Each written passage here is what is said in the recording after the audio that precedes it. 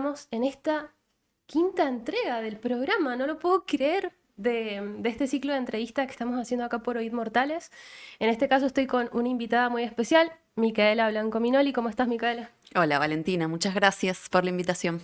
Mira, estoy re contenta. Me habías dicho que no habías venido antes acá a Oíd No he Mortales. venido, no he venido. Estoy conociendo todo. Bueno, un placer recibirte. Em, Candidata a diputada provincial por el Frente de Izquierda. Nacional. Perdón, sin nacional. Candidata a diputada nacional. ¿Cómo estás? Bien, muy bien. Acá estamos a full con la campaña. Em, Contame un poco, bueno, una breve introducción sobre vos. Bueno, yo soy licenciada en comunicación social y profesora en comunicación social. Estudié en la Universidad Nacional de Cuyo. Me gradué de la universidad pública y ahora estoy trabajando como docente en escuelas secundarias en Lavalle, que es el departamento en el que me crié también. Bueno, ahí crecí y transité toda mi adolescencia, y también empecé de alguna manera mi militancia activa por los derechos de las mujeres con la desaparición de Joana Chacón y de Soledad Olivera en 3 de Mayo, en el distrito de 3 de Mayo. Y mi mamá era la directora en ese momento de la Escuela Virgen del Rosario, a donde cursaba sus estudios Joana Chacón, que en ese momento tenía 12 años cuando desaparece. Y bueno, ahí empezó eso, mi militancia por la búsqueda de las chicas, acompañando a mi mamá y a las maestras de la Valle que buscaban a esa niña y a esa mujer. Hace más de 10 años, más o menos. Hace más de 10 años, claro. Joana desapareció en el 2012, en septiembre, el 4 de septiembre, y en ese momento, a los pocos días de la desaparición de Joana, nos enteramos que 9 meses antes, en el 18 de noviembre del 2011, había desaparecido Soledad Olivera, que era la mamá de 3 estudiantes de la misma escuela a la que iba Joana Chacón. Entonces, de alguna manera, desde un inicio, esas 2 desapariciones estuvieron entrelazadas. Y bueno, y luego cuando conocimos, ¿no?, cómo había terminado, eh, también, bueno, sus finales estuvieron determinados por una misma persona, un mismo personaje, ¿no?, eh, bueno, que fue condenado, ¿no?, por el homicidio en ese momento, porque todavía no estaba la figura de femicidio, que fue, bueno, Mariano Luque, que hoy cumple su condena.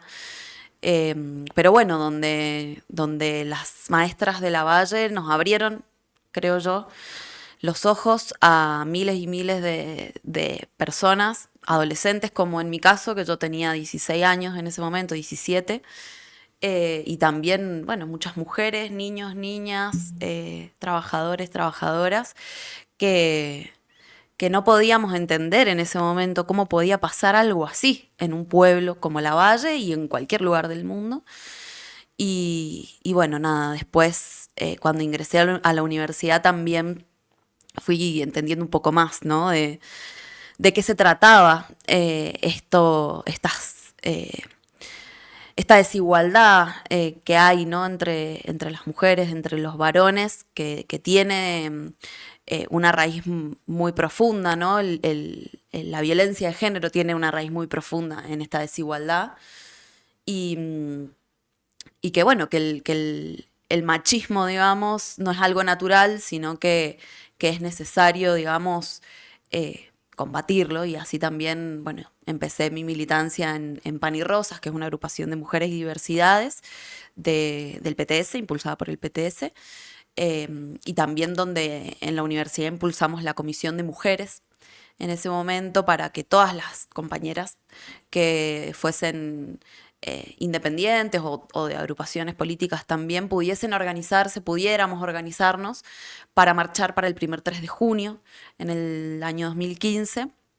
Y bueno, a raíz de esa organización y de ese hecho tan importante, que fue muy masivo, ¿no?, en nuestra provincia y en todo el país, pudimos también continuar con esa organización y organizarnos, bueno, por diferentes cuestiones en nuestra universidad, pero entre ellas justo coincidió el primer juicio por Soledad Olivera, donde los jueces, eran 3 jueces que daban clases en la Universidad Nacional de Cuyo, y lo absuelven a Luque en ese primer juicio, con argumentos muy aberrantes, revictimizando a Soledad Olivera. Bueno, entonces ahí las mujeres de la Comisión de Mujeres también empezamos una campaña contra esos jueces que eran docentes de nuestra universidad, que eran sumamente manchistas, misóginos, homofóbicos, y donde también nos fuimos enterando de muchas denuncias de las propias estudiantes, sobre todo de Uliarte, que era uno de los jueces que daba clases en la carrera de trabajo social, donde, bueno, tenía discursos complicados para ese momento y también de mucha persecución, por ejemplo, a estudiantes judíos, a estudiantes homosexuales. Bueno, nada, iniciamos toda una campaña para que esos jueces, como Uliarte principalmente, que era el más cuestionado dentro de la universidad, no pudieran dar más clases, y que también se hicieran cátedras paralelas, ¿no? Porque habían muchas estudiantes que no rendían sus materias por la propia persecución, ¿no? Y la violencia que ejercía particularmente este docente. Todo eso dentro del PTS, o sea, ¿cómo me podés repetir el nombre del movimiento en el que estabas en ese momento? En ese momento, contextualizando, era Sí. Movimiento de Mujeres, Ni Una Menos, que explotó en el 2015, y nosotras como Pan y Rosas, que era una agrupación de mujeres, propusimos en una asamblea general de la Facultad de Ciencias Políticas que se conformara una comisión de mujeres para organizarnos por todos nuestros derechos y para principalmente marchar el 3 de junio. Después eso fue derivando en otros reclamos que tenían que ver más también con los reclamos de las estudiantes en la propia universidad. Entonces, por lo que entiendo, vos empezás a formarte políticamente en respuesta a una situación que te conmocionó, que fue la que acabas de contar de Joana Chacón. Antes vos, digamos, no tenés familiares en la política. No, no, no, mi papá es radical, nada que ver, pero yo cero. Claro. Y mi mamá, bueno, creo que por una cuestión de un rol que le tocó ocupar, pero ella nunca militó en política, sino que, bueno, nada, era la directora de la escuela, y siempre con una perspectiva muy social igual, de la escuela, no solo como un lugar al que se va a aprender y nada más, sino también como un espacio que tiene un rol social, y bueno, en parte también por eso fue que ella, en conjunto con otras maestras de la comunidad de La Valle, bueno, se pusieron al frente de la búsqueda, y luego también del pedido de justicia, ¿no? Y de verdad por lo que había pasado con Joana y Soledad. Vos cuando estás en el 2015 estabas cursando en la universidad, ¿no? ¿O todavía Sí, estabas? yo ingresé a la universidad en el 2013. Cuando es el boom, bueno, viviste el boom del movimiento Ni Una Menos. Sí. ¿Cómo, esto es más personal, ¿no? Pero lo charlamos un poco atrás de cámara, lo quiero preguntar bien. ¿Cómo viviste desde el nacimiento del Ni Una Menos hasta el gobierno de turno cuando tomó medidas de crear ministerios? ¿Cómo lo vivieron ustedes en la militancia, lo que pasaba a nivel gobierno? Pasaron tantas cosas, fueron muchos años, ¿no? Pero para mí fue, no sé cómo decirlo, es como un rayo que te parte al medio, ¿viste? Y en el buen sentido igual de la palabra, pero para mí fue enorme. Yo creo que muchas de nosotras nos sacamos como un velo así de los ojos, y que ya no íbamos a volver a ser las mismas, no íbamos a pensar lo mismo. El cuestionamiento a absolutamente todo lo que se suponía que era natural o que estaba dado, me parece que fue, nada, para mí fue una etapa sumamente no sé cómo decirlo, hermosa, Un antes y un después un para antes vos. y un después completamente. Fueron varios antes y después, o sea, para mí Joana Chacón fue un antes y un después, eh, y, y el Ni Una Menos creo que también en Mendoza tiene ese antecedente de las mujeres de la Valle y de las maestras que dijeron, che, esto no puede pasar, y salieron, ¿no? Entonces, em, me parece que el Ni Una Menos acá está muy relacionado a eso. Y fueron muchos años de muchísima militancia, de cuestionarlo todo, como te decía recién, y donde para mí el movimiento de mujeres fue ultra potente, donde pusimos en debate, ¿no? Tantas cosas, y donde dijimos no solo que la violencia de género es un problema profundo y es un problema social, sino que también el Estado es responsable. Eso yo creo que pudimos discutirlo mucho en ese momento, que estaba más claro que lo que está ahora y que me parece que es necesario que volvamos a ponerlo en discusión, porque claro que el Estado es responsable. El Estado es responsable cuando se revictimiza a las víctimas, el Estado es responsable cuando discrimina, por ejemplo, ¿no? Como lo vemos ahora, ¿no? Con un presidente que tiene discursos altamente machistas, homofóbicos, discriminatorios. Y el Estado es responsable también porque no hay justicia para las víctimas y porque no destina presupuesto suficiente para los programas necesarios para prevenir la violencia de género. Yo creo que eh, ese movimiento enorme que puso todas estas cuestiones en debate, después quisieron, como decías vos, ¿no? De alguna manera controlarlo.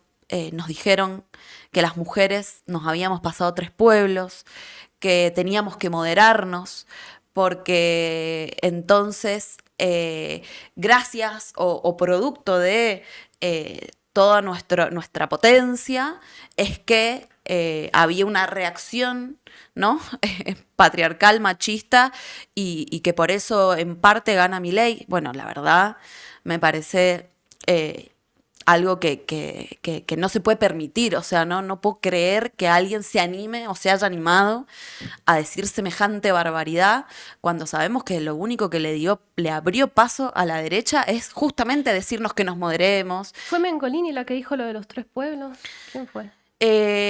Mirá, lo han dicho, me parece que varios, de alguna u otra forma, ¿no? O sea, Parafraseando más o claro, menos. exacto. Bueno, lo que pasó con Ofelia Fernández, que en su momento ella, hace, no sé, unos meses, años, ella decía que se consideraba más cerca a la izquierda y hoy en día cuestiona el Ministerio de la Mujer, eh, qué tan exitoso fue el programa.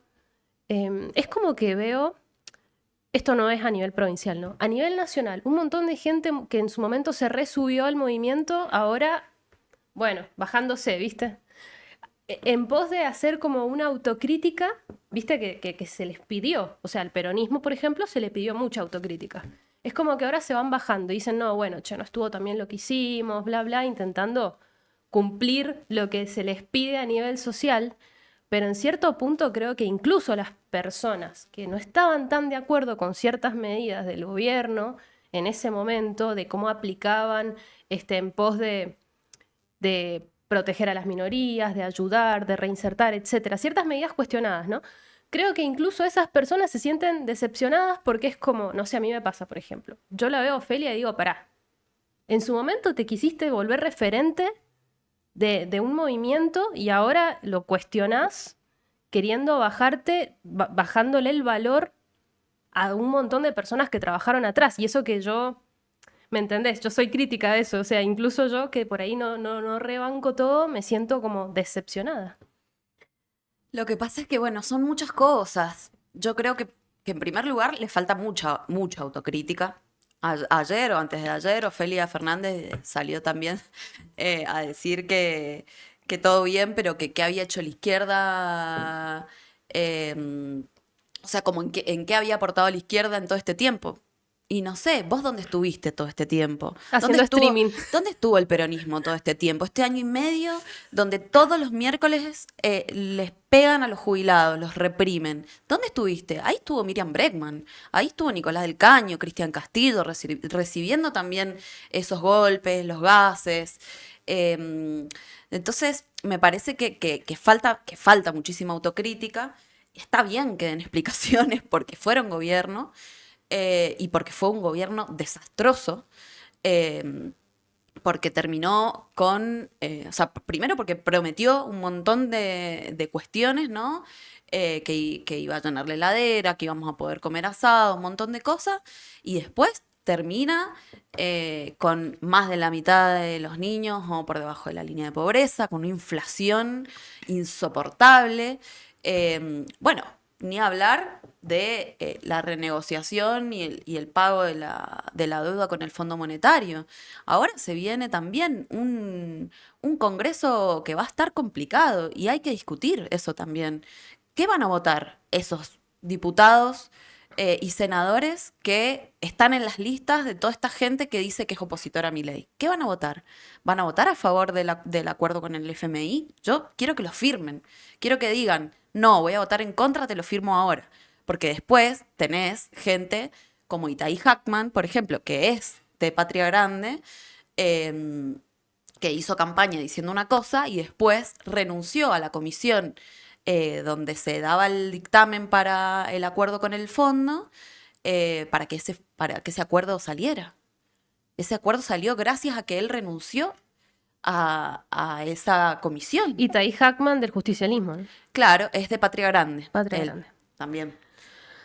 Entonces, se vienen debates muy importantes y acá en Mendoza lo vemos también, lo charlábamos un poco afuera de cámara, esto de que hay mucha oposición.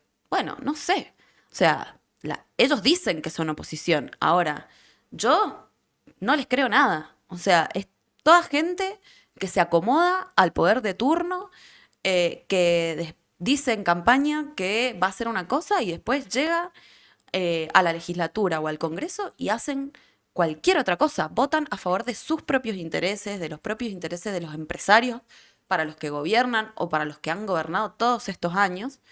Y por eso me parece también, o es al menos lo que nosotras estamos intentando discutir, que es que necesitamos que hayan más legisladores de izquierda, porque como lo que se viene no es fácil, porque vamos hacia un país y hacia un Congreso complicado, necesitamos gente que no se calle, gente que no se venda, y en ese sentido nosotros somos garantía. Podés tener un montón de diferencias con el Frente de Izquierda, pero si sabés algo es que no, que tenemos coherencia, que no vamos a traicionar lo que decimos, que nuestros principios los sostenemos, que nuestras banderas las sostenemos y que no le mentimos a la gente.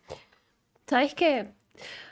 Me pasa que es bueno lo que decís, pero todo el préstamo del FMI y toda la historia tiene mucho que ver con mantener el valor del dólar, que no se dispare el dólar.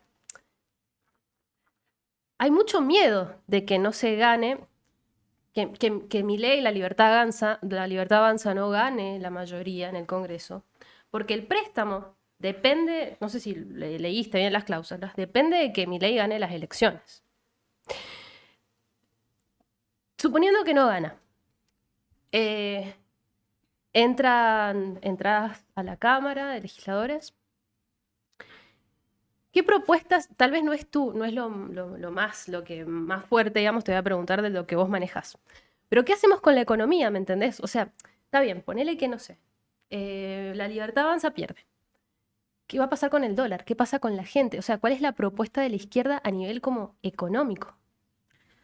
Yo creo que te invertiría la pregunta también, porque ¿qué va a pasar con la gente si gana la Libertad Avanza? ¿Qué va a pasar con el rumbo del país si seguimos como venimos?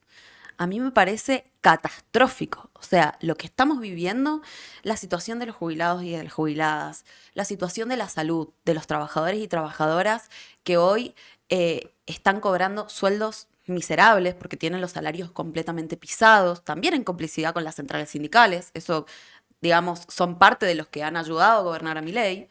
¿Qué va a pasar con la situación de las mujeres? Vemos eso, ¿no? Una situación que se agrava completamente.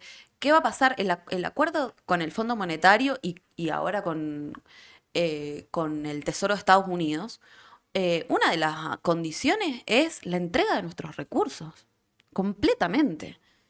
Y vamos a permitir que se lleven absolutamente todo, que nos dejen contaminación, hambre, miseria, más ajuste. A mí eso es lo que me parece muy preocupante. Yo entiendo lo que vos decís de lo del dólar, pero el esquema que está planteando hoy el gobierno también es insostenible. Eh, Ahora, de nuevo, han tenido que salir a vender un montón de dólares para que no se dispare justamente, porque está llegando nuevamente el dólar al techo de la banda. ¿Y cuánto más se puede sostener? Eso me parece que es lo complejo también, ¿no? De la situación.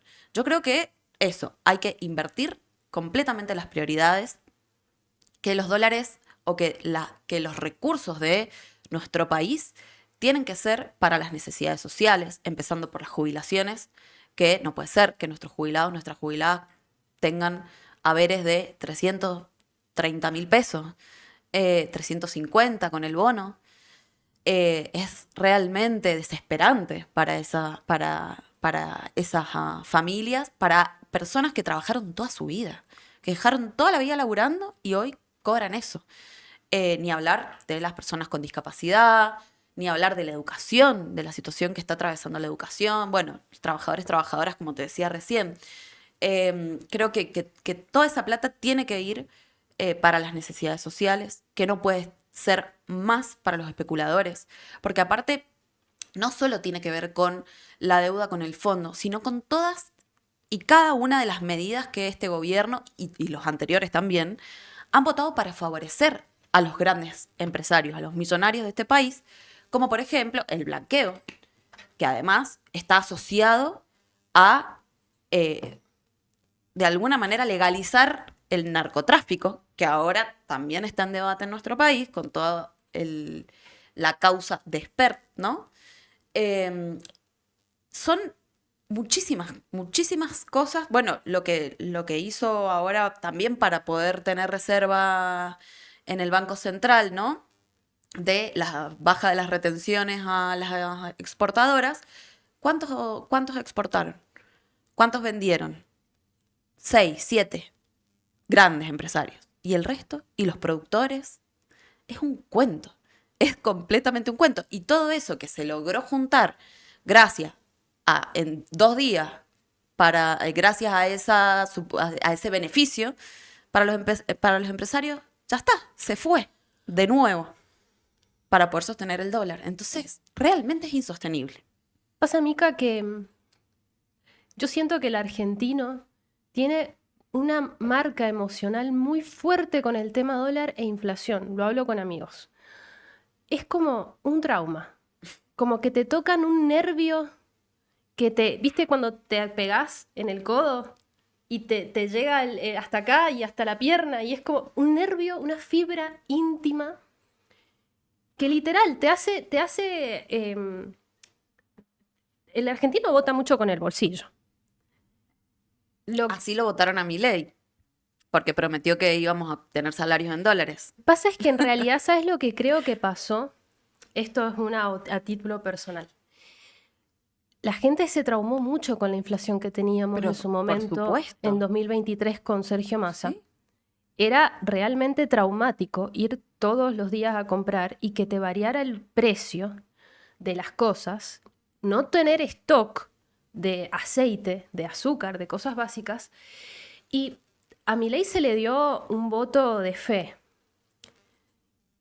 Y lo cierto es que ese voto de fe, más allá de que fuera porque fuera Javier Milei y porque fuera él con su característica, su personalidad, sus propuestas, era por un hartazgo muy fuerte con lo que estaba pasando. Eso es lo que yo veo de afuera, lo que hablé con conocidos y lo que leí mucho. Sí, lo que te pasa, o sea, lo que nos pasó a todos, a todas. Es que la política es muy emocional. Sí. Vos fíjate que vos misma me contás que llegás a la política por algo que te impacta emocionalmente.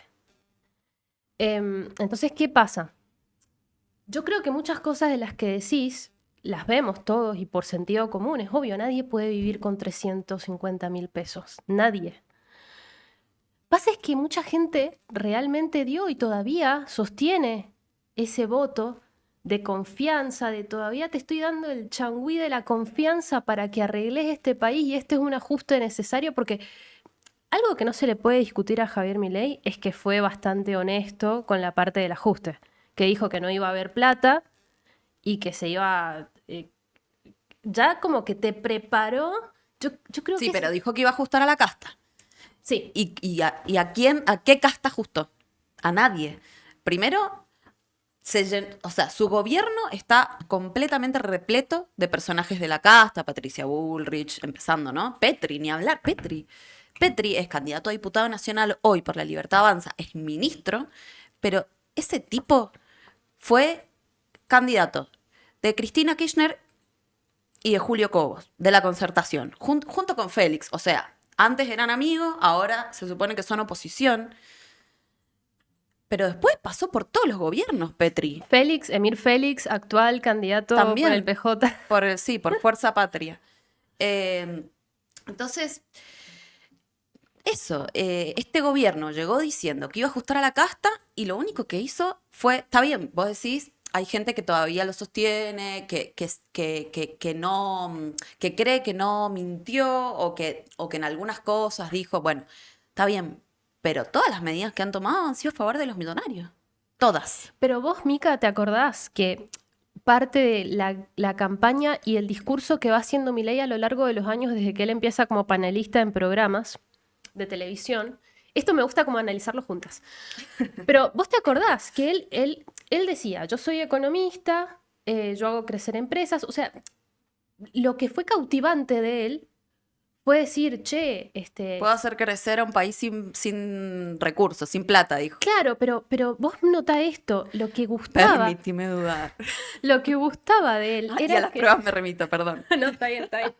Lo que gustaba de él era que era alguien que venía del sector privado, del sector empresario, y esto es algo que yo siento yo siento, que el peronismo no la ve acá.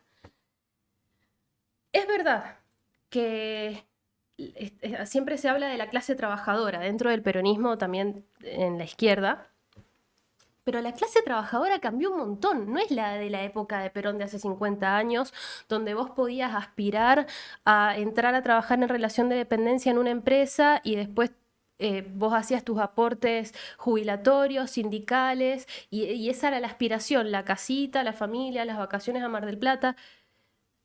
Cambió tanto a nivel mundo la realidad. A ver, con la inteligencia artificial, el tema de trabajar de forma remota para Estados Unidos y otros países, la globalización, eh, una corriente que no fue acá a nivel Argentina, no, el tema de empezar a trabajar de forma independiente, vos como tu propia empresa, vos sos tu propio recurso, sos tu propia empresa, sos tu propia marca, no fue algo que trajo Javier Milei. Yo creo que Javier Milei la vio y dijo, tal vez no él, digo, su equipo, las personas que lo asesoraron, no sé. Hay algo que está pasando a nivel mundial, donde las personas hace rato ya se sienten desprotegidas por eso de decir, me voy a recibir, voy a trabajar 30, 40 años en una empresa y listo, y me voy a jubilar y voy a estar bien. No, eso cambió de forma radical. Entonces, a mí me pasa, y a amigos que cuando nos hablan de la clase trabajadora, la verdad, que te hablan como si te estuvieran hablando en 1950, ¿entendés? Pienso un montón de cosas. Coincido en que han cambiado completamente las condiciones. Creo que justamente más que nunca está expuesto cómo, cómo este sistema de alguna forma no funciona. No funciona y no, o sea, funciona para unos pocos, en realidad, que son los que se enriquecen. Pero justamente si estamos diciendo que estamos en un mundo donde la tecnología ha avanzado tanto, donde podemos liberarnos de muchísima carga de trabajo y así todo, estamos más precarizados que nunca, cobramos salarios de miseria. ¿Por qué? Porque esa tecnología no está puesta justamente en función de aliviar la carga laboral, ¿sí? Sino que, bueno, está puesta en favorecer a los mismos de siempre. Lo que está pasando en muchas consultoras de software, donde han empezado a despedir personas porque las reemplazan. Bueno, el software igual es un nicho muy particular donde sí la inteligencia artificial realmente puede realizar muchas tareas que hacían los desarrolladores de software. Igual pasa en el marketing también, en las agencias de marketing. La inteligencia artificial es una revolución industrial. O sea, estamos literal pasando por un proceso de revolución industrial. Sí, yo pensaba en esto que decías vos de la clase trabajadora también, de cómo fue cambiando. Bueno, acá en Argentina igual fue cambiando, o sea, hubo una dictadura brutal, borraron a una generación completa, 30.000 compañeros y compañeras detenidos desaparecidos. Hubo menemismo, donde la flexibilización laboral fue una de las principales políticas y la privatización, ¿no? de empresas estatales, etcétera. Y después, todos los gobiernos siguientes que no tocaron absolutamente nada ese esquema de privatización, sino que de privatización, no, perdón, de precarización, sino que lo fueron profundizando. Entonces, a mí me parece y que además hay algo porque no fue solo en el sector privado, sino también en el Estado. Hay un fraude laboral en el propio Estado. En Mendoza, nada más y nada menos, tenés más de 2.000 empleados del sector de salud que están en la informalidad. 2.000. Son empleados públicos.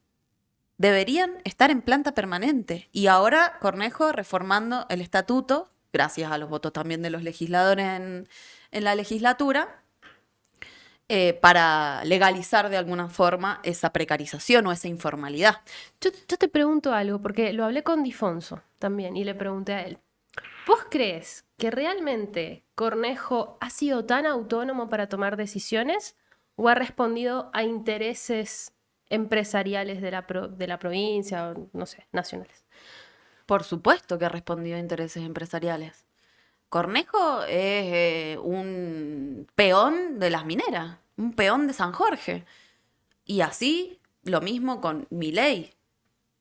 Me parece que es un gobierno que claramente está en contra de los trabajadores, que lo único que están haciendo es atacarnos, atacar a los trabajadores de la educación, que ahora, no sé si lo viste, pero pusieron un control más de ausentismo docente para que los padres, las familias, digamos, denuncien, fomentando el enfrentamiento entre las familias, entre los docentes, la violencia.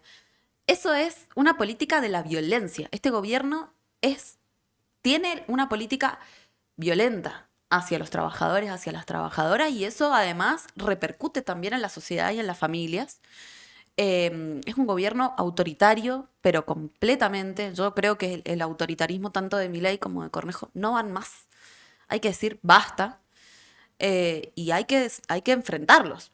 Creo que fue Ricardo García del Partido Verde, no recuerdo bien, que hizo una mención al adoctrinamiento que había desde el gobierno provincial, por ejemplo, con el ítem aula o como, no me acuerdo si fue él, creo que sí, pero se habló de esto hay un adoctrinamiento a no luchar, a no rebelarse, porque si te rebelás, consecuencias. Por supuesto, desde el Código Contravencional en adelante, todo es para poder reprimir la protesta social, para poder meterte preso, no sé, la figura de la reiterancia. Eso empezó acá y terminó en el Congreso de la Nación con Milei.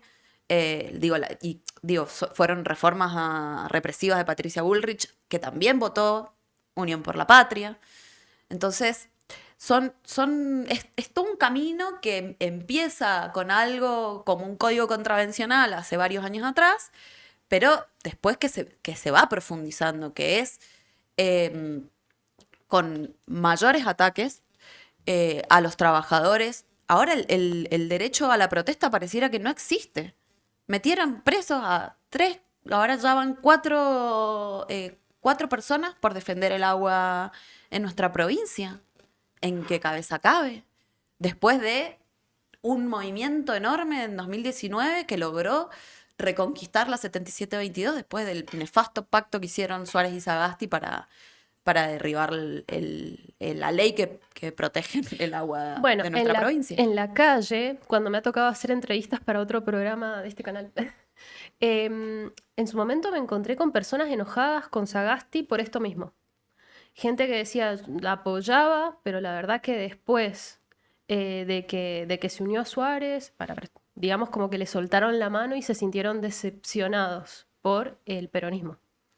Es que el peronismo ha decepcionado mucho porque tiene, como te decía, tiene un discurso que te venden espejitos de colores y después, cuando les toca votar o cuando les toca gobernar, bueno, si no cuestionás de fondo las bases, digamos, de este sistema, terminás gobernando para eso, para los empresarios, para las mineras, para los exportadores, para los represores, como Bullrich.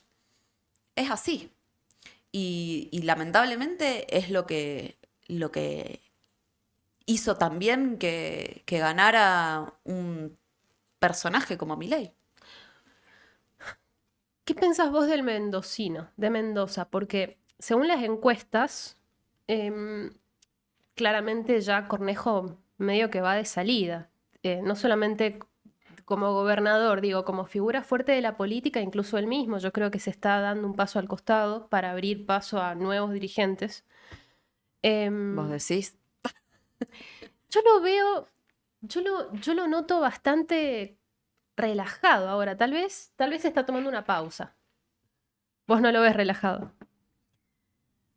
No sé, yo veo eso que te digo, ¿no? Para mí no está relajado. O sea, ayer nada más sacaron esta política contra los docentes.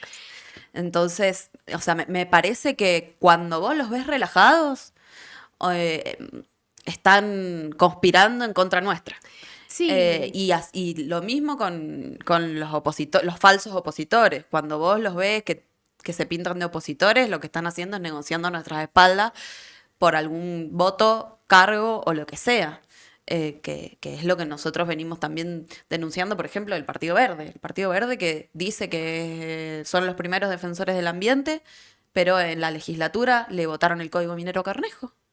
Hasta Cornejo medio que confesó que el Partido Verde le conviene, como diciendo, yo los ayudé a que se presenten. sí, creo que cuando, cuando me refería a relajado, creo, hablando él individualmente dentro de la política, es cierto que él tiene todavía que terminar su gobierno y él colaboró en esta formación de la alianza de Juntos por el Cambio con la Libertad Avanza para estas elecciones. O sea, él ha sido, apoya a Petri. A lo que quería llegar es, no sé si vos viste, alcanzaste a ver las encuestas en las que se empieza a ver a Petri como un posible futuro gobernador y, a ver, vos me entendés, Petri está con la Libertad Avanza, o sea, estamos hablando de toda la situación que está pasando en el país, etcétera. Pero, ¿qué pensás o sea, qué sentís cuando ves eso? Porque son datos, ¿me entendés? O sea, estamos hablando de datos. Tal vez, bueno, podemos decir, che, pero ¿qué segmento encuestaron, no? Pero son datos. Sí, hay que ver también si esas encuestas son antes o después del escándalo de las coimas en los que también está involucrado Petri con la obra social de defensa. Ha sido después. Yo, Está bien, pero digo, el impacto que eso puede llegar a tener a veces eh, demora mucho más tiempo para poder medirlo. Yo creo que no sé si al gobierno le va a ir mal en las elecciones necesariamente, ojalá que sí, pero digo, ya han tenido mensajes en las urnas y lo han tenido en las calles. O sea, las movilizaciones en defensa de la educación pública fueron enormes. las movilizaciones de los jubilados, de las jubiladas, bueno, los golpes también, ¿no? Gracias a esas movilizaciones del colectivo de la discapacidad que lograron que se aprobara la ley, me parece que son todos frenos que se le vienen poniendo y advertencias de, che, tu política no va más. Yo, por eso te digo, volviendo a esto de si están o no están relajados, yo no creo que, o sea, si Cornejo está, igualmente no puede reelegirse, ¿no? Como gobernador, pero toda esta gente se acomoda. Hace años, pero años, 20, 30 años que están en el poder, que se acomodan en un lugar u en otro. Si no es gobernador, entonces soy diputado, senador o lo que sea. Bueno, Suárez está ahí en el Congreso, no sabemos haciendo qué. Em, y así funcionan.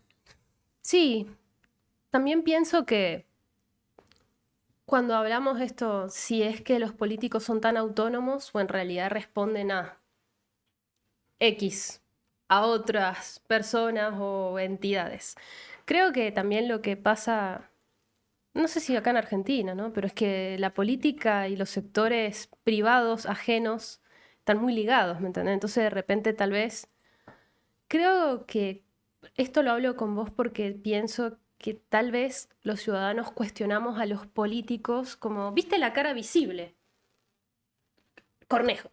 Es Ujú. como, tenemos todos los motivos para, no sé, decir, no, esto estuvo mal, esto está mal, etcétera. Pero ¿a quién responde Cornejo? Por supuesto, es que eso es lo que hay que discutir también. ¿Para quiénes gobiernan? Si ya sabemos que no gobiernan para nosotros, para los de abajo, ¿para quiénes gobiernan? Para los millonarios, para las mineras, para los banqueros, o sea, para los exportadores. Para ellos gobiernan.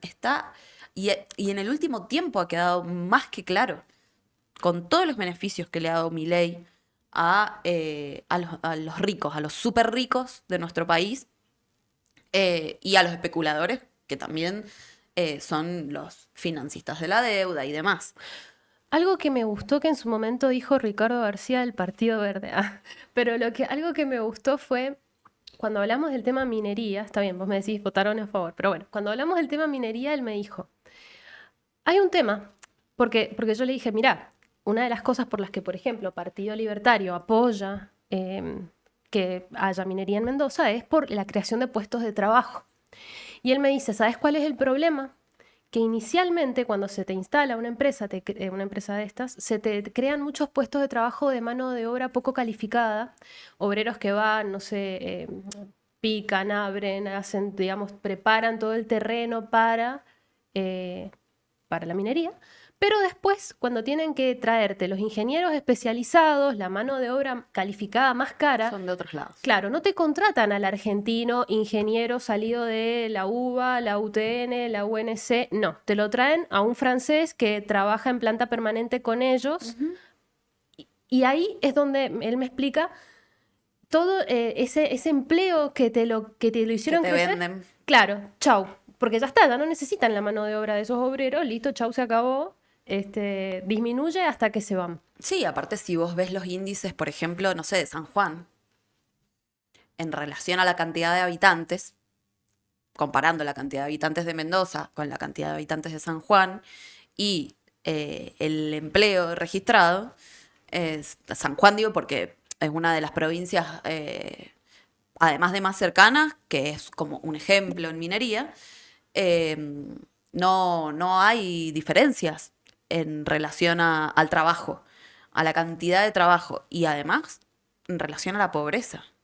Eso es lo que pasa. Las empresas mineras se llevan todo afuera, todo, no dejan nada. Dijo, le Sí gusta, dejan contaminación y saqueo, eso es lo único que dejan. citando a Neirotti, cito a todos mis invitados. Probablemente después te voy a citar a vos también. Él decía, somos una villa miseria a cielo abierto, hablando de la pobreza en Mendoza y los niveles de indigencia en los que estamos hoy en día. Vos recorres las calles. ¿Qué encontrás en las personas? Yo encuentro hartazgo, encuentro desilusión, como te decía también al principio, con el gobierno, con las políticas, y también encuentro apoyo en nuestras ideas porque justamente necesitamos que haya gente que no diga una cosa y haga otra. O sea, gente que, como cualquier trabajador y trabajadora, que vive y que también, eh, de alguna forma, eso, sufrimos, o sea, pagamos alquiler, viajamos en bondi, sufrimos los mismos ataques que sufren las mayorías y no vendemos, como te decía, espejitos de colores. Yo creo que hay mucho hartazgo y que también mucho de lo que me he encontrado es ¿por qué no nos estamos movilizando? ¿Por qué no salimos a las calles? ¿Viste? Hay como que no entendemos todavía qué pasa con los dirigentes de las centrales sindicales o de los movimientos y demás que no llaman a movilizar y que muchas veces las personas es como que le echan la culpa a la sociedad. Yo creo que es responsabilidad de quienes dirigen o que tienen esa capacidad, ¿no?, de organización y de movilización, eh, pero que igualmente cuando hay respuestas en la calle, cuando los jubilados salen a luchar, cuando las personas con discapacidad salen a luchar, cuando hay movilizaciones enormes en defensa de la universidad pública, me encuentro con gente que dice, menos mal, qué bueno que estamos, que sí, que estamos saliendo, me parece Reaccionando. que estamos reaccionando, que estamos poniéndole un freno. Yo creo que el freno a este gobierno, a Milei, a Cornejo, se lo tienen que poner las calles, se lo tiene que poner la gente en las calles. Y me parece que en ese camino de alguna forma estamos, en ese despertar, que no puede haber más complicidades, que hay mucha complicidad con este gobierno, que todo lo que han logrado hacer, lo han logrado hacer gracias a los legisladores y legisladoras que le han votado en las leyes, no siendo necesariamente ni de la Libertad Avanza ni del radicalismo. Y también hay complicidad, como te decía, de las centrales sindicales, de la CGT, de la CTA. Me encantaría saber qué están haciendo. ¿Qué le falta al Frente de Izquierda para crecer? Además de, obviamente, el apoyo del voto en la urna. Pero Mira, yo creo que estamos creciendo igual. Como te decía, me parece que lo importante es dejar de confiar en los mismos de siempre, de votar una alternativa distinta que no solo, digamos, en las elecciones o ahora, digamos, va a estar con vos y con tus demandas, sino que lo está, aunque no nos votes, aunque no nos voten, estamos ahí.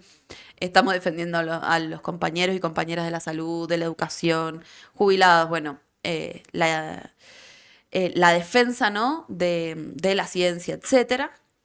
Entonces, me parece que eso es clave para poder crecer y que además creo que también es importante discutir esto de involucrarse, de que nosotros por lo menos somos trabajadores que hacemos política y que creemos que todos los trabajadores, las trabajadoras, los jóvenes, las jóvenes, tienen que hacer política, porque si no el problema es que la política la hacen otros y nos gobiernan otros. Entonces, creo que ahí también está como ese cambio, ¿no?, que necesitamos y que, bueno, que creo que también hemos tenido muchos ejemplos en nuestra historia para apoyarnos en eso y en que la movilización es el camino. Así lo demostró el movimiento de mujeres, así lo demostró Mendoza cuando defendió la ley 7722. Yo soy parte de esa generación que volteó una reforma completamente regresiva. Y bueno, nada, también por eso, si llego, digamos, al Congreso de la Nación, uno de los principales proyectos que quiero llevar es la nacionalización de esa ley, de la ley 7722, para defender el agua no solo de la provincia de Mendoza, sino de todas las provincias del país, y para que ninguna zona sea zona de sacrificio, que es de alguna manera lo que pretenden hacer. ¿Sabes qué? A mí sí me gustaría decir qué creo que le falta a la izquierda. Economistas. Me pasa que, mira, yo fui a un colegio secundario donde era fuerte la izquierda. Entonces, qué sé yo, ¿viste? Vos cuando sos chico y ves la vida tan... Todavía no entras al sistema. Estás en el colegio. Las ideas son fantásticas, son lindas, pero después te cruzas con el sistema y ves que como que es difícil aplicar todo eso que te plantean o te dicen. Y hoy en día, un poco ya más habiendo vivido y viendo las cosas de otro lugar, creo que, por ejemplo, volviendo al tema de Javier Milei, para mí vendió y, o sea, fue muy bueno que fuera alguien que fuera economista, ¿entendés? Que te hablara de cosas económicas. Más allá si después uno dice, no, mirá, no se aplicó mal, etc. Como que hubo y hay como un cansancio de los abogados, de las carreras de ciencias blandas, donde medio que yo siento que como que estamos medio cansados de que nos dicen cosas que suenan re bien, ¿entendés? Pero vos después querés ver el plan económico. Por más que el plan económico, viste, después tal vez no se ajusta, las medidas no se ajustan al plan. Pero como que yo no recuerdo, y ayúdame vos, alguien de la izquierda que sea economista grosso hablándote de cómo piensan aplicar medidas. Y bueno, nosotros, al menos en nuestro partido, en el PTS, tenemos economistas. Tenemos dos compañeros, por ejemplo, digo, como de los más conocidos, como Esteban Mercatante o Pablo Anino, que no son figuras de la izquierda, en el sentido de como Miriam Bregman, ¿no? Nicolás del Caño. Estaría buenísimo que los inviten a más debates en televisión. Pero después, nosotros tenemos tenemos un plan para la economía. Nosotros decimos no al pago de la deuda, pero no decimos solo eso, no es que termina ahí. O sea, para nosotros eso va de la mano de la nacionalización, por ejemplo, del sistema bancario, porque justamente son los que garantizan la fuga, lo mismo que la nacionalización del comercio exterior. O sea, si vos no tenés una política justamente para que esos dólares no se vayan a otro lado, y bueno, obviamente que no vas a tener forma de sostener la economía, ¿no? Bueno, digo, esas dos medidas, entre otras, pero existe un plan, un programa del Frente de Izquierda para hacerle frente a esta situación que estamos atravesando. Obviamente es imposible si no tocas los intereses de los empresarios. No, obvio. Pero bueno, te lo tiro como feedback, que estaría bueno. A mí me encantaría escuchar más economistas. Ojo, o sea, me parece que está bueno la charla abierta a todas las voces. Me faltan economistas de izquierda. Me gustaría escuchar más de ellos o verlos más activos en redes, tal vez. Así que... No tienen tanta prensa. Para mí ese es el problema. No es que no existan o que no estén activos en redes. Tienen que hacer un Existen. laburo ahí de marca personal ellos, de hacerse conocidos también, porque ponele, yo hablo con vos y vos ahora me los nombrás, pero es verdad, yo no me los encontré en redes, ¿me entendés? No, pero por eso digo, tienen poca prensa porque, no sé, a Milei lo fogonearon los medios también. No es que solamente es un mérito propio. No, los medios dijeron, che, a ver, bueno, no voy a decir cosas, pero este personaje que habla así tan raro y que no sé qué, y que es un discurso que vende, además, porque el problema es que eso, o sea, la izquierda no es un discurso que venda mucho, menos si tus intereses son otros. Che, te lo pasé medio lavado, pero bueno, No, igual... no hay drama. Mira, a ver, Yo te lo tomo como venga. gracias. Yo también lo tomo. Pregunta. Ahora hablando de esto de la autocrítica, no sé, análisis, feedback hacia la izquierda, qué sé yo te pregunto.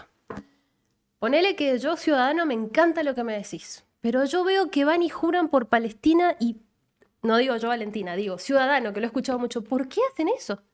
Pregunta, te lo pregunto, ¿por qué? Mirá, yo me voy a poner seria. No, estamos atravesando una situación muy terrible. Hay un genocidio a cielo abierto en Palestina. Han matado a más de 60.000 niños y niñas. Que de terrorismo, ¿qué de terroristas pueden tener niños y niñas? Eh, es brutal lo que están haciendo, lo que está haciendo el Estado de Israel en Gaza, con complicidad de Trump, de Estados Unidos. Y, y nosotros lo venimos denunciando desde el inicio, ¿no? No, no se trata solo de jurar, sino de también plantear que si vos te callás, sos cómplice de eso. Y eso es lo que estamos tratando también de discutir ahora. Hay mucho silencio en Argentina, muchísimo, muchísimo silencio de lo que está pasando en Palestina.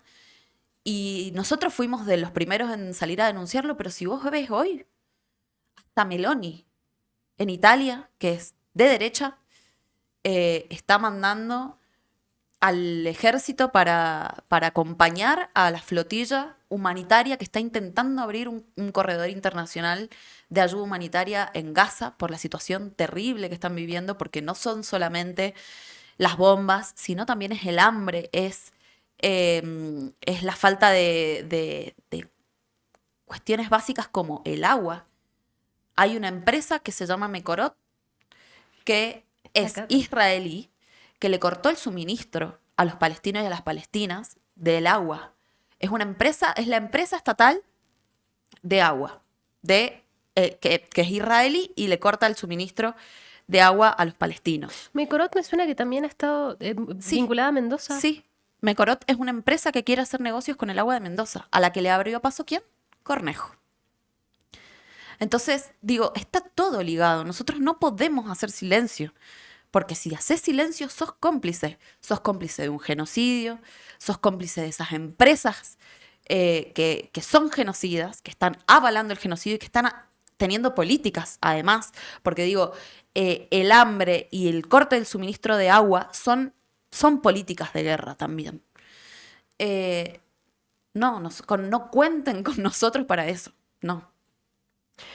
Bueno, yo te lo preguntaba porque, viste que pasa, punto aparte, no solo corriéndome un poco, pero pasa que al ciudadano argentino, yo creo que, bueno, lo hablamos antes, el argentino tiene un gencito nacionalista fuerte, muy de su territorio, sus recursos, su gente, algo que fue muy característico, es muy característico del peronismo, que creo que también esa cosa nacional.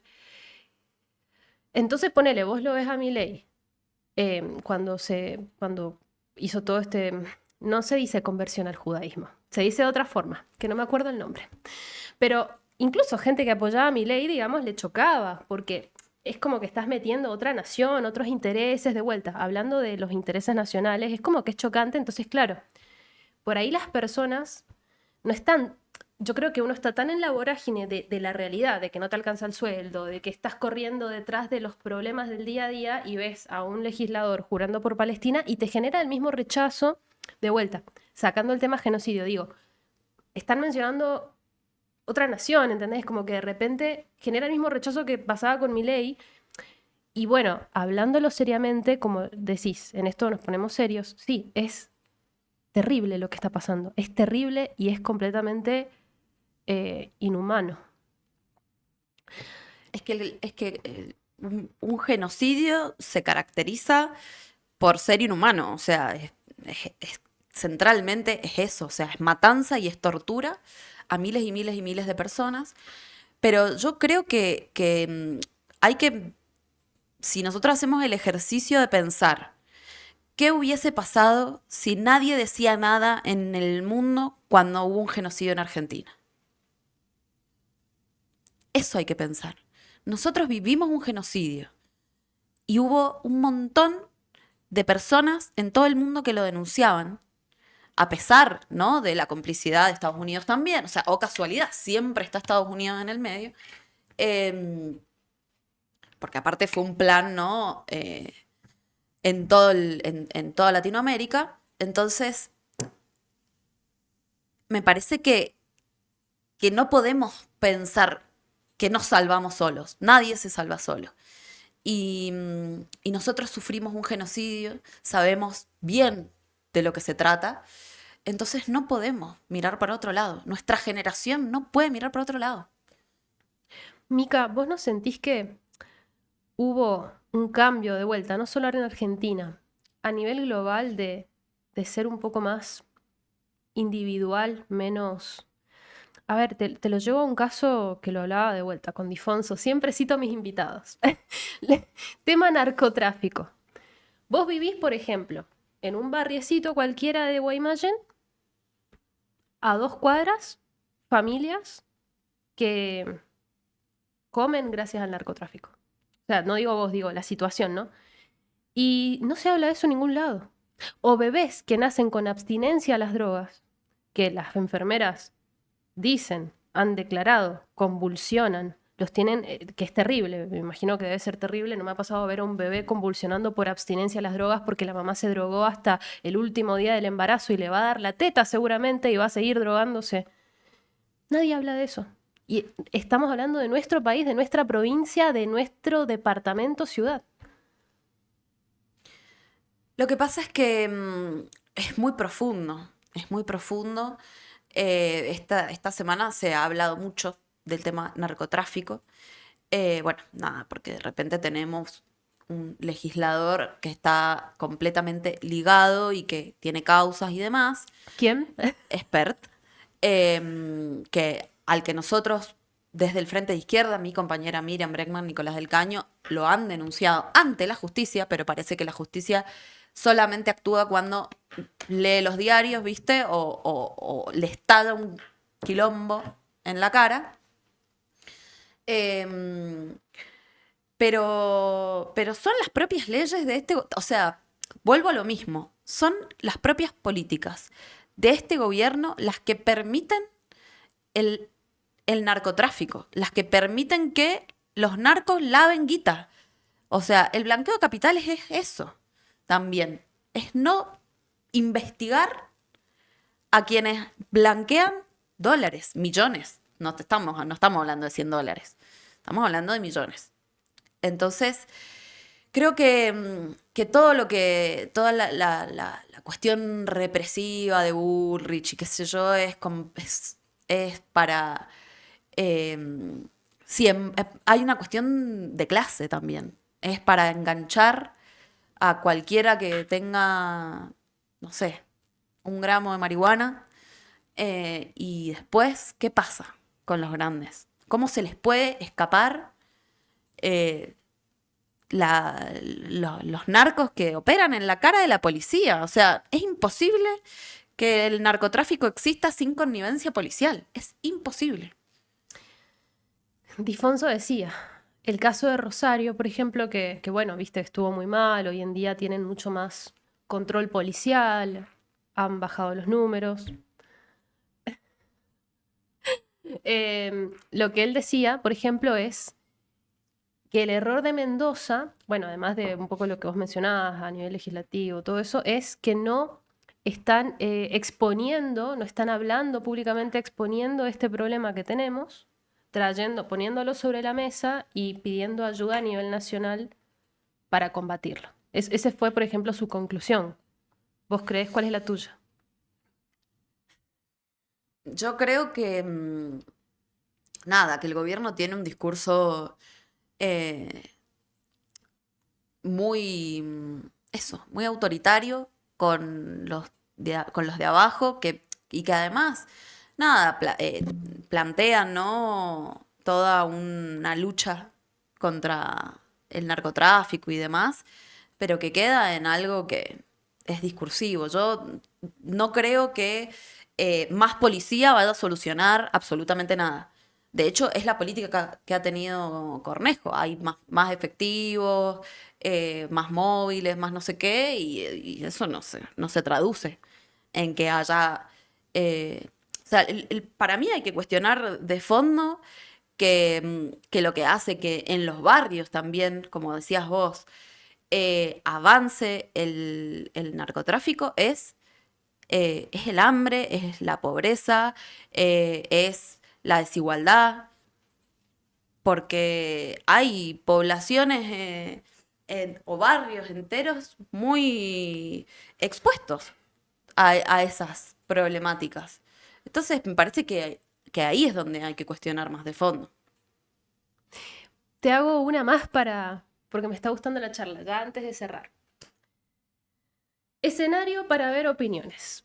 ¿Qué pasa hoy en día? Viste que está todo esto de, bueno, hace falta tener gente en blanco para que esas personas aporten dinero al sistema, para que eso vaya a las jubilaciones. Si tenemos más personas en blanco, vamos a poder aumentar las jubilaciones, etcétera. Bueno, sí.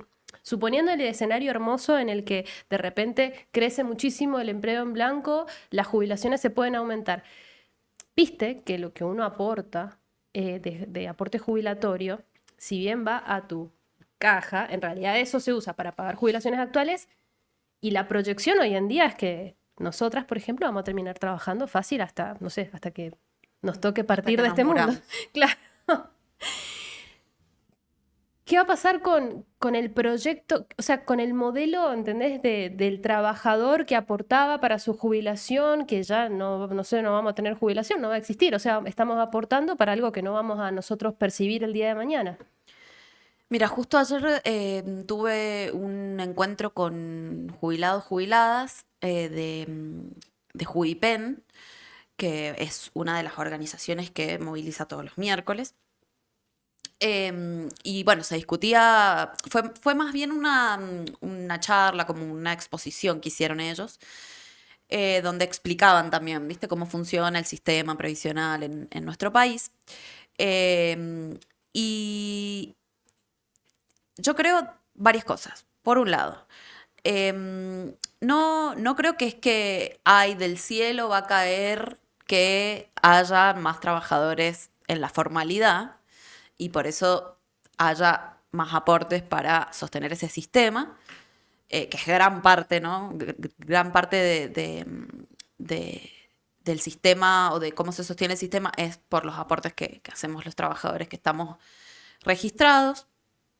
Entonces, no es que va a caer del cielo, o sea, tiene que haber una política de blanqueo de la gran mayoría de los trabajadores y trabajadoras que hoy están en la informalidad, que es, como te decía, no solo en el sector privado, donde obviamente es la mayoría, sino también en el sector público, donde hay muchos contratados, bueno, diferentes formatos de fraude laboral. Yo creo que eso es una de las primeras cosas. O sea, para nosotros tiene que existir el pase a planta permanente de todos los estatales que hoy están en la informalidad y además una política de exigencia a las empresas para que se blanquee. Después, otra de las discusiones que se daban ayer es, por ejemplo, que haya obviamente una revisión y una reforma del sistema previsional que sea obviamente progresiva, ¿no? Como que siempre nos quieren hacer, ¿no? Que terminan pagando los platos rotos los jubilados. No.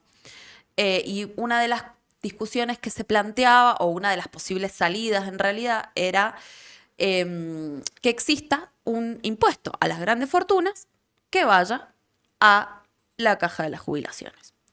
Yo creo que son todas cuestiones que son necesarias discutir, que desde ya, así como está hoy, el sistema es endeble, o sea, al menos es endeble. Entonces, que necesitamos discutir eso y que hay que discutir, sin lugar a dudas, una reforma laboral, pero vuelvo a decir lo mismo, una reforma laboral progresiva, porque siempre que se habla de reforma laboral, lo hizo Cristina, lo hizo todos los que hablan de reforma laboral tenemos que reconocer lo que ya se hace de hecho, que es la informalidad laboral. Bueno, no. Nosotros estamos planteando justamente todo lo contrario. Y por ejemplo, algo que para nosotros es muy sencillo de hacer, que también es un proyecto que yo quiero llevar al Congreso, es que plantear en las 10.000 principales empresas del país que haya una reducción de la jornada laboral a 6 horas, 5 días a la semana, para que esas horas que quedan disponibles se repartan entre las manos desocupadas, sin obviamente rebajas salariales y con todos los derechos, es decir, en blanco. Y de esa forma podríamos crear 1 millón de puestos de trabajo, solo en las 10.000 principales empresas del país. Es un ejemplo nada más. Pero digo, poder se puede. Hay que tener la voluntad política de tocar los intereses que hay que tocar. Mica, ¿algo más con lo que quieras conversar, hablar de vos, tus propuestas o algo para antes del cierre? Bueno, no, 2 propuestas que también para mí son muy importantes, que están ligadas a lo que hemos venido charlando. En primer lugar, creo que es más necesario que nunca discutir la declaración de la emergencia en violencia de género en el Congreso de la Nación. Nosotras, con mis compañeras, tenemos un proyecto para eso, que tiene que ver con un plan integral para destinar presupuesto para prevenir la violencia de género y tiene que ver también, ¿no?, con la construcción de refugios, que también podría, por ejemplo, generar puestos de trabajo. Tiene que ver con la asistencia económica para las mujeres que están en situación de violencia y sus familias, que sea una ayuda económica de un determinado tiempo, porque sabemos que la dependencia económica muchas veces es lo que hace que no podamos salir del círculo de violencia, pero que también exista un programa de reinserción laboral para esas mujeres, que exista además obviamente el acompañamiento psicológico de equipos interdisciplinarios, y también créditos para construcción de viviendas que sean a tasa cero. Bueno, todo eso es parte de este proyecto, digamos, de declaración de la emergencia en violencia de género, porque sabemos que estamos atravesando una situación crítica. Y después también la necesidad, que ya creo yo que es necesario también que discutamos, que los políticos no pueden seguir cobrando millones y enriquecerse a costa también, ¿no?, del pueblo, porque llegan ahí, como decíamos recién, diciendo que son opositores, diciendo que van a tener políticas para ajustar a la casta como lo hizo Milei, o bueno, nada, o ahora, ¿no?, el peronismo diciendo que quieren ponerle un límite cuando no hicieron nada en todo este tiempo, pero llegan ahí, cobran millones, tienen privilegios y encima votan en contra del pueblo. Entonces, para nosotros es fundamental que los políticos, todos, funcionarios, legisladores, cobren como una maestra o como un trabajador calificado, porque la política no está para enriquecerse. No debería ser así, lo es, pero no debería ser así. Y hoy nuestros compañeros, nuestras compañeras que son legisladores o quienes hemos sido legisladores en otros momentos, Lautaro Jiménez, por ejemplo, en la legislatura, yo fui concejal también, y cobrábamos como un trabajador, como una trabajadora, y lo sostenemos. Y bueno, además terminamos nuestros mandatos y nos vamos a la escuela a seguir trabajando, en nuestro caso con Lautaro, o a donde sea, ¿no?, que cada uno trabaje. Me parece que esto es muy importante y que tiene que ver con cuestionar el sistema también de fondo, ¿no? Eso. Mica, muchas gracias. Contenta de que hayas venido.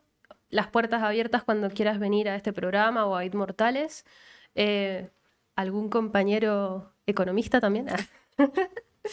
Y bueno, muchas gracias. No, muchas gracias a vos, Valen. Nos estamos viendo en el siguiente programa.